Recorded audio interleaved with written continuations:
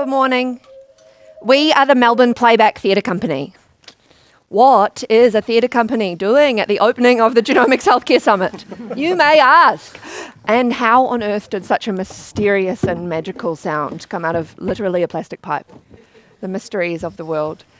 We work with real people's stories. That's our specialty. So many stories come from the work that you all do. You all have stories.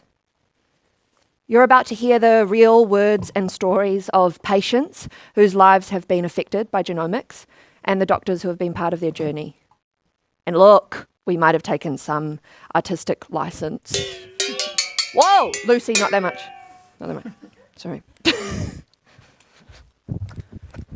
The hardest parts of my job is that, of course, patients are always looking for some other options. Another way we can find an answer. It's really hard to have to say, no, this is just the way it is. There's nothing else we can do. I often look back at the last few years and wonder what the hell happened to me. It all started when I was at the gym. I'd had kidney stones for a long time, but this was different. I could hear the panic in my doctor's voice. I dropped my drink bottle, went to pick it up, and it slipped out of my hand. He said, "You should see a nephrologist straight away." And just like that, I was on dialysis. I called my partner to tell her something was up, but when I went to speak on the phone, nothing would come out. Sometimes talking about all of this makes me want to cry. The nephrologist's explanation was, Your your kidney's not working. It's just you.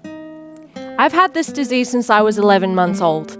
With 11% kidney function, you don't sleep very well. I spent a lot of time with a lot of fear and kind of in this limbo of not being sick enough to receive a transplant, but also not being well enough to live.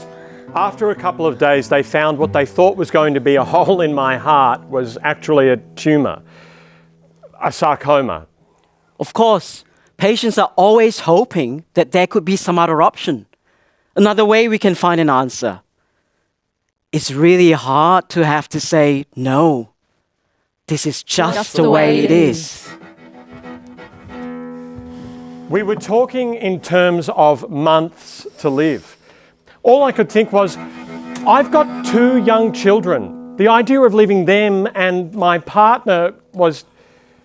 I was devastated. I've always wanted to be a mum, but our worst fear was that the baby would have the same condition that I have.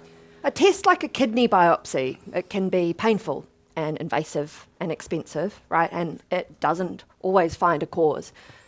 But a saliva swab, a genetic test, is a saliva swab. If that can get an answer that might change things for my patients, it's a no-brainer. It's just the way it is wasn't good enough. I have 3 adult sons. I mean, it could be just them too. I'm not saying that genetic testing doesn't work, but you have to take it with a grain of salt, right? They all claim they have this paradigm-shifting innovation. The reality is, most of us are just managing our workloads. We're just hanging on by our fingernails. There's really not that much space to open up to a whole new area. I asked for a DNA test so many times. They said it was not necessary. It was too expensive. No. No. Eventually, No. just before my kidney transplant, I asked one more time. No. And this one doctor just said, of course you can. It was such a relief. It's a saliva swab. That kind of simple test can totally change things for my patients. And for me, that's the most important thing. Chemotherapy was basically just a case of making me more comfortable. But after 2 rounds, I was offered genomic sequencing. We decided to test to find out. The results took 6 months to get. Waiting was hard. I've been waiting for results my whole life. If I had had a kidney transplant before the test, the new kidney would have died because my liver would have kept pumping it with the wrong stuff.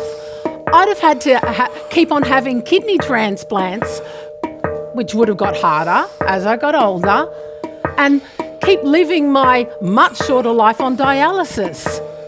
And I never would have known why.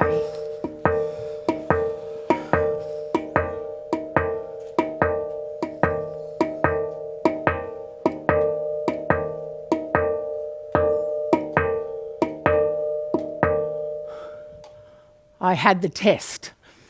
I needed a new liver and a kidney. It was an amazing day. Not only did I find out exactly what condition I have, but we found out the incredible news that we wouldn't pass it on. The sequencing found a mutation on the tumour, which meant it was melanoma we were dealing with, not sarcoma. It completely changed my treatment. The results gave my partner and I the information and courage we needed to actually start our family. So my treatment changed to a more targeted approach to my disease. I could get treated for the cancer I actually had instead of the cancer it looked like I had. At the beginning, I thought I was doomed. The test results turned everything around. I had just one operation 6 months ago. The results are good so far. I'm about to get back to work. So far, it's brought me 2 years, which is more than I was expecting. Tyler was born at 853 grams. I didn't get to hold him until he was 2 days old. But when I did, it was amazing. I actually reckon it's like practicing before and after x-rays. It's this whole piece of information that wasn't there. And now it is.